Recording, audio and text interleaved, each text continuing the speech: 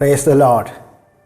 എൻ്റെ ഈശോയിൽ ഏറ്റവും പ്രിയപ്പെട്ടവരെ, മരണത്തിൻ്റെ വായിൽ നിന്ന് രക്ഷിക്കപ്പെട്ട ഒരു അനുഭവം നിങ്ങളുമായി പങ്കുവയ്ക്കട്ടെ.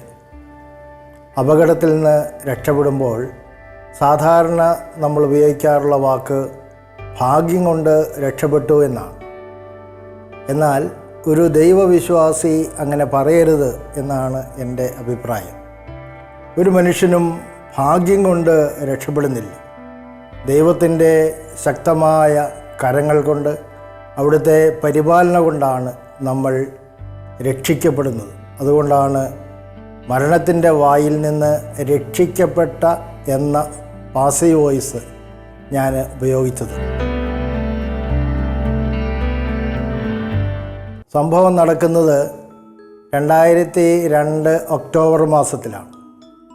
ഞാൻ അന്ന് പേരാമ്പ്ര ഗവൺമെൻറ് കോളേജിൽ പഠിപ്പിച്ചു കൊണ്ടിരിക്കുകയാണ്. എൻ്റെ ദിനചര്യ രാവിലെ മുതൽ വൈകുന്നേരം വരെ കോളേജിൽ ജോലി ചെയ്യുക, അതിനുശേഷം ശാലോമിൻ്റെ ഓഫീസിൽ വന്ന് അവിടെ കർത്താവിൻ്റെ ശുശ്രൂഷയിൽ ഏർപ്പെടുക എന്നതാണ്. അങ്ങനെ അന്ന് വൈകുന്നേരം ഏകദേശം 4 മണിയായി. ഞാൻ എൻ്റെ മോട്ടോർ സൈക്കിളിൽ, ഒരു യമഹ മോട്ടോർ സൈക്കിൾ അന്ന് എനിക്കുണ്ടായിരുന്നു, പെരുവണ്ണാമുഴിയിലെ ഓഫീസിലേക്ക് പോവുകയാണ്. ചാറ്റൽ മഴയുണ്ട്. ഞാൻ റെയിൻകോട്ടും ഹെൽമെറ്റൊക്കെ ധരിച്ച് വണ്ടി ഓടിച്ചു പോവുകയാണ്. പോകുമ്പോൾ കോളേജ് കഴിഞ്ഞ് അല്പം കഴിഞ്ഞപ്പോൾ ഒരു പോക്കറ്റ് റോഡുണ്ട്. ആ പോക്കറ്റ് റോഡിൽ നിന്ന് പെട്ടെന്ന് ഒരു ഓട്ടോറിക്ഷ മുന്നോട്ട് ഓടിച്ചു പോകും. ഞാൻ ഇടതുവശത്തോടു കൂടെ പോവുകയാണ്. പക്ഷേ ഈ ഓട്ടോറിക്ഷക്കാരൻ എന്നെ കണ്ടില്ല. ഞാൻ മുന്നോട്ടെടുത്തു. വളരെ ശക്തമായ ഒരു കൂട്ടിയിടി ഉണ്ടായി. ഞാൻ ബൈക്കോടുകൂടെ റോഡിൻ്റെ ഇടതുവശത്ത് നിന്ന് തെറിച്ച് റോഡിൻ്റെ വലതുവശത്ത് വന്ന് വീണു. ഇവിടെ 2 രീതിയിലുള്ള മാരകമായ അപകടങ്ങൾ ഉണ്ടാകാമായിരുന്നു. ഒന്ന്, ഇത് പേരാമ്പ്ര കുറ്റ്യാടി റോഡാണ്. വളരെ തിരക്കുള്ള റോഡാണ്. എപ്പോഴും ബസ്സുകൾ ഓരോ 5 മിനിറ്റ് ഓടുന്ന റൂട്ടാണ്. അതുപോലെ മറ്റു വാഹനങ്ങളുമുണ്ട്. ഞാനങ്ങനെ തെറിച്ച് വീണ സമയത്ത് ഏതെങ്കിലും ഒരു വാഹനം വന്നിരുന്നെങ്കിൽ അത് വലിയ മാരകമായ ഒരു അപകടത്തിന് ഇടയാകുമായിരുന്നു. അവിടെ ദൈവത്തിൻ്റെ കരം എന്നെ സംരക്ഷിച്ചു. രണ്ടാമത്, എനിക്ക് തലയിൽ ഹെൽമെറ്റ് ഇല്ലായിരുന്നെങ്കിൽ റോഡിൽ തലയടിച്ച് മാരകമായ ഒരു അപകടം ഉണ്ടാകുമായിരുന്നു. എന്നാൽ ഞാൻ സ്ഥിരമായിട്ട് ഹെൽമെറ്റ് അന്ന് വയ്ക്കാറുണ്ടായിരുന്നു. 2002 ഇന്നത്തേതുപോലെ ഹെൽമെറ്റ് അന്ന് അത്ര നിയമപരമായിട്ട് കർശനമാക്കിയ ഒരു കാലമല്ലായിരുന്നു.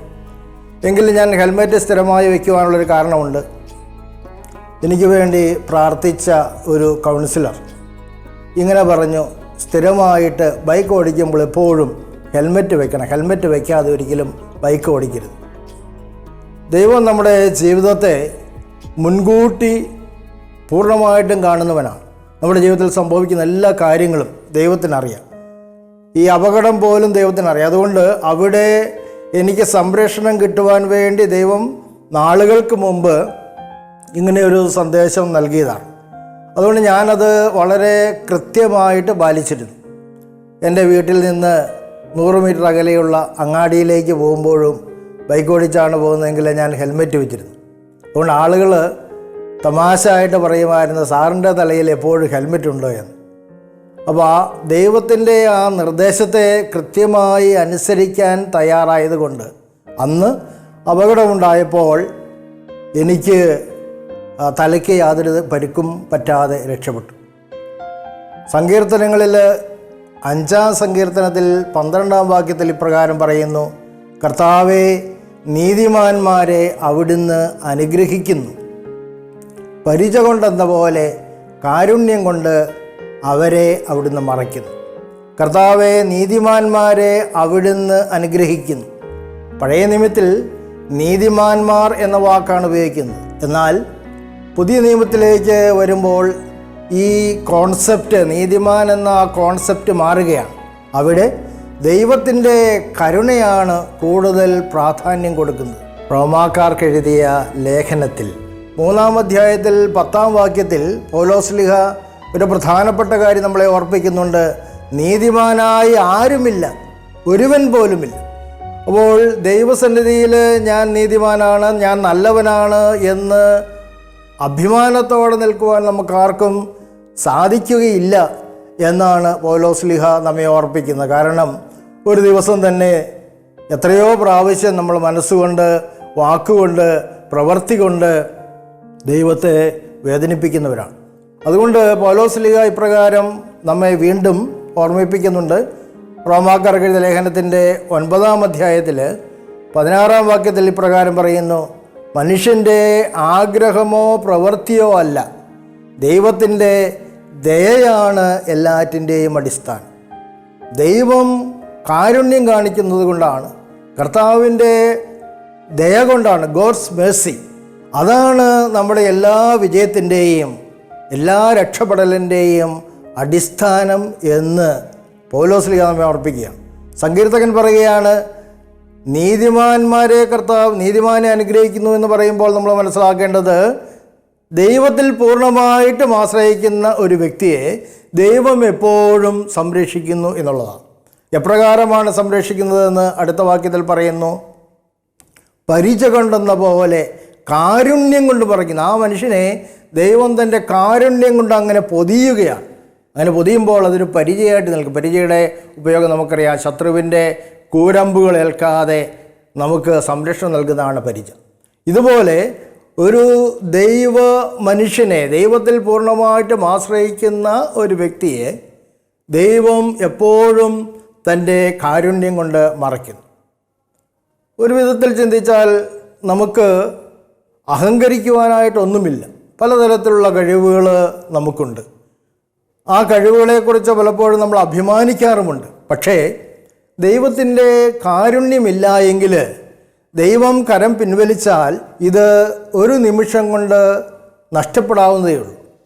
ഞാനൊരു ഉദാഹരണം പറയാം.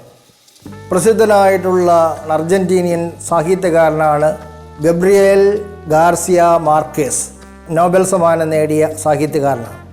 അദ്ദേഹത്തെക്കുറിച്ച് അദ്ദേഹത്തിൻ്റെ മരണശേഷം അദ്ദേഹത്തിൻ്റെ മകൻ ഹൃദയസ്പർശിയായിട്ടുള്ള ഒരു ഓർമ്മക്കുറിപ്പ് എഴുതിയിട്ടുണ്ട്.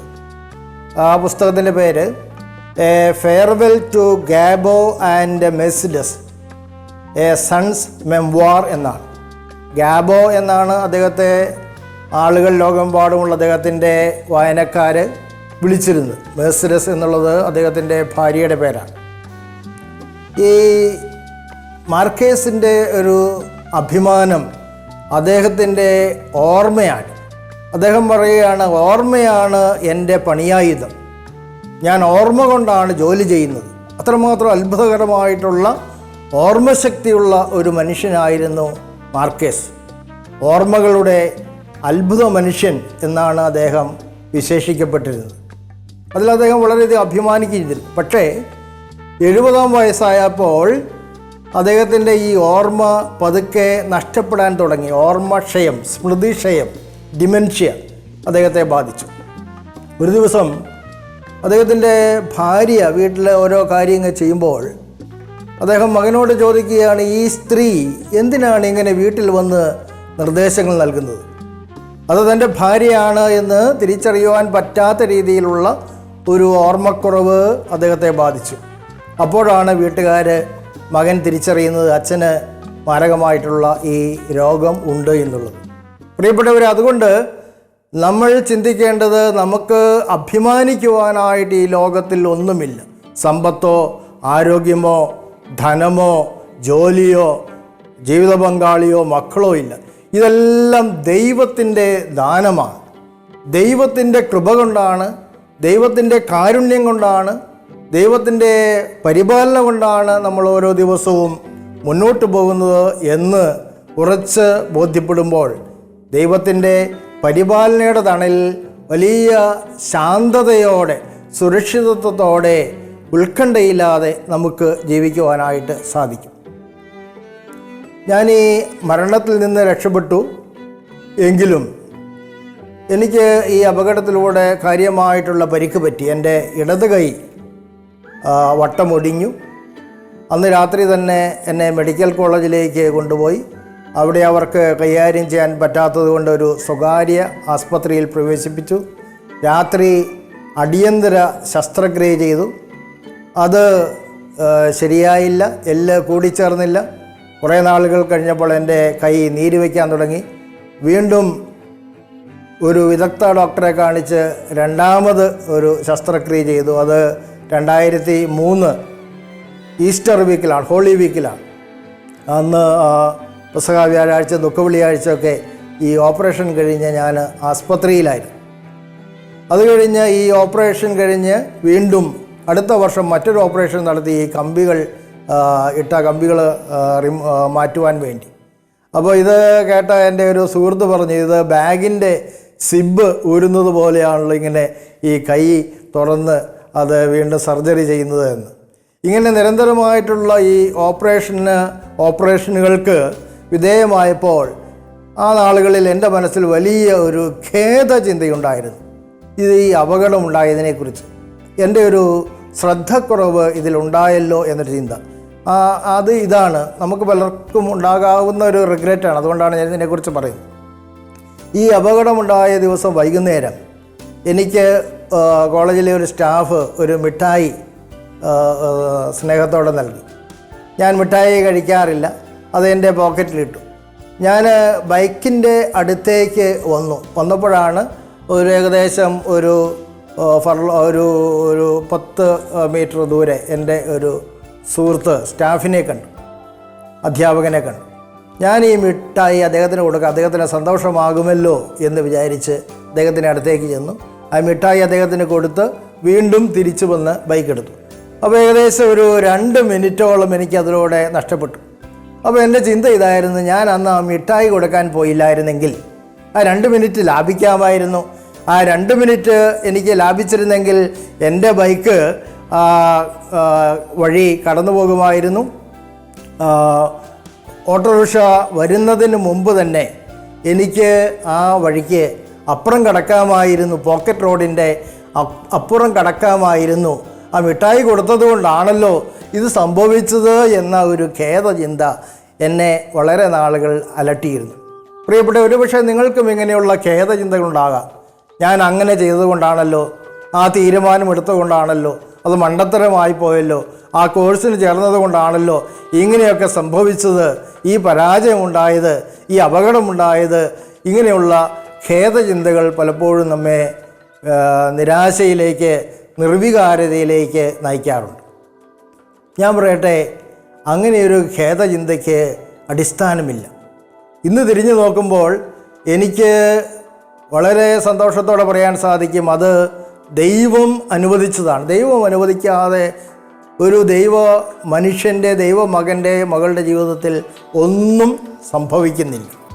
ആ അപകടം ദൈവം അനുവദിച്ചതാണ്. അന്ന് അപകടമുണ്ടായതുകൊണ്ട് എനിക്ക് വളരെയധികം ബുദ്ധിമുട്ടുകളും വേദനകളും ഒക്കെ ഉണ്ടായി, ശരിയാണ്. പക്ഷേ അതിലൂടെ ദൈവം എൻ്റെ വ്യക്തിത്വത്തെ, എൻ്റെ ജീവിതത്തെ അനുഗ്രഹിക്കുകയായിരുന്നു. ഞാൻ ആ കാലങ്ങളിലൊക്കെ അത്ര മനസ്സുകൊണ്ട് സ്ട്രോങ് ആയിട്ടുള്ള ആളല്ലായിരുന്നു. പക്ഷേ ആ അപകടത്തിലൂടെ കുറച്ചും കൂടെ ആന്തരികമായിട്ട് കരുത്ത് നേടുവാൻ വരുന്ന ആളുകളിൽ ശാലോമിൽ ദൈവം ഏൽപ്പിക്കുന്ന കൂടുതൽ ഉത്തരവാദിത്തങ്ങൾ ഏറ്റെടുക്കുവാനുള്ള ഒരു ആത്മശക്തി അതിലൂടെ ദൈവം എനിക്ക് നൽകി. മറ്റൊന്ന്, എനിക്ക് ഈ സഹനത്തിലൂടെ, ഈ വേദനയിലൂടെ, നിരന്തരമായിട്ടുള്ള ഈ ഓപ്പറേഷന് വിധേയമായ അനുഭവത്തിലൂടെ ദൈവത്തോട് കൂടുതൽ അടുക്കുവാനായിട്ട് സാധിച്ചു. ശരീരത്തിൽ വേദന അനുഭവിക്കുമ്പോഴാണ് നമുക്ക് ആത്മാവിൽ, മനസ്സിൽ കൂടുതൽ ബലം പ്രാപിക്കുവാനായിട്ട് സാധിക്കുന്നത്. അതുകൊണ്ട് നമ്മളിങ്ങനെ ഉറച്ച് വിശ്വസിക്കണം, ദൈവത്തെ സ്നേഹിക്കുന്നവർക്ക്, അവിടുത്തെ പദ്ധതി അനുസരിച്ച് വിളിക്കപ്പെട്ടവർക്ക് അവിടുന്ന് സകലതും നന്മയ്ക്കായി പരിണമിപ്പിക്കുന്നു. റോമ 8:28. അത് നമ്മൾ കണ്ണടച്ച് വിശ്വസിക്കണം. അത് നമ്മൾ കണ്ണടച്ച് കർത്താവിൽ ശരണപ്പെട്ട് ഓരോ പ്രാവശ്യം ഏറ്റുപറയണം. നമ്മുടെ ജീവിതത്തിലെ ഏത് ദുഃഖാനുഭവത്തെയും, എത്ര വലിയ തിന്മയെയും നന്മയായി മാറ്റുവാൻ സാധിക്കുന്നവനാണ് ദൈവം. കാരണം അവിടുന്ന് സർവശക്തനായ ദൈവമാണ്. മാത്രവുമല്ല, അവിടുന്ന് നമ്മുടെ സ്നേഹപിതാവാണ്. അതുകൊണ്ട് ദൈവത്തിൻ്റെ ആ വലിയ സ്നേഹത്തിൻ്റെ മുമ്പാകെ നമുക്കെപ്പോഴും ആയിരിക്കാം. ഇന്ന് ഞാൻ നിങ്ങളോട് 2 കാര്യമാണ് പറഞ്ഞത്. ഒന്ന്, ദൈവം നമ്മുടെ ജീവിതത്തിൽ എപ്പോഴും കരുണ ചൊരിഞ്ഞുകൊണ്ടാണ് ഇരിക്കുന്നത്. അതുകൊണ്ട് നമുക്ക് നമ്മിൽ തന്നെ ആശ്രയിക്കാതെ, മറ്റൊന്നിലും അഭിമാനിക്കാതെ ദൈവത്തിൽ അഭിമാനിക്കുവാൻ സാധിക്കണം. 2, നമ്മുടെ ജീവിതത്തിലുണ്ടായ ഒരു സംഭവത്തെക്കുറിച്ചും നമുക്ക് ഒരു റിഗ്രറ്റിൻ്റെ ആവശ്യമില്ല, ഖേദചിന്തയുടെ ആവശ്യമില്ല. നാം നമ്മുടെ പിതാവായ ദൈവത്തിൻ്റെ കരങ്ങളിൽ സുരക്ഷിതരാണ് എന്നുള്ള ബോധ്യത്തോടെ നമുക്ക് ആനന്ദത്തോടെ ജീവിക്കാം. ദൈവത്തിൻ്റെ സ്തുതി. നമുക്കൊരു നിമിഷം കണ്ണുകളടച്ച് ശാന്തമായിട്ട് പ്രാർത്ഥിക്കാം. കർത്താവായ ദൈവമേ, അവിടുന്ന് ഞങ്ങളോട് വലിയ കാരുണ്യം കാണിക്കുന്നു. കർത്താവേ, ഞങ്ങളുടെ നീതി കൊണ്ടോ, ഞങ്ങളുടെ പ്രവൃത്തി കൊണ്ടോ, അധ്വാനം കൊണ്ടോ, പ്രാർത്ഥന കൊണ്ടോ, വിശുദ്ധി കൊണ്ടോ അല്ല എന്ന് ഞങ്ങൾ തിരിച്ചറിയുന്നു. അങ്ങ് മഹാകാരുണ്യവാനായതുകൊണ്ട് ഓരോ നിമിഷവും അവിടുന്ന് ഞങ്ങളെ പരിപാലിക്കുന്നു. കർത്താവേ, ഞങ്ങളുടെ പരിപാലനയുടെ തണലിൽ വലിയ ആനന്ദത്തോടെ സുരക്ഷിതത്തോടെ ജീവിക്കുവാൻ അവിടുന്ന് ഞങ്ങളെ അനുഗ്രഹിക്കണമേ. കർത്താവേ, അതുപോലെ തന്നെ ജീവിതത്തിലുണ്ടാകുന്ന എല്ലാ അനുഭവങ്ങളും അവിടുന്ന് അനുവദിച്ചതാണെന്നുള്ള ബോധ്യത്തിൽ പൂർണ്ണമായും അങ്ങയിൽ ശരണപ്പെടുവാനും അതെല്ലാം വരുന്ന നാളുകളിൽ നന്മയ്ക്കായിട്ട് മാറ്റുന്ന അങ്ങയിൽ പൂർണ്ണമായി വിശ്വസിക്കുവാനും ഞങ്ങളെ അനുഗ്രഹിക്കണമേ എന്ന് പ്രാർത്ഥിക്കുന്നു. പരിശുദ്ധ ദൈവമാതാവേ, ഞങ്ങൾക്കായി ഓരോ നിമിഷവും പ്രാർത്ഥിക്കണമേ. വിശുദ്ധ യോസേപ്പ് പിതാവേ, സകല സ്വർഗവാസികളെ ഞങ്ങൾക്കായി പ്രാർത്ഥിക്കണമേ. ആമേൻ. യേശുവിന് സ്തുതി. Praise the Lord.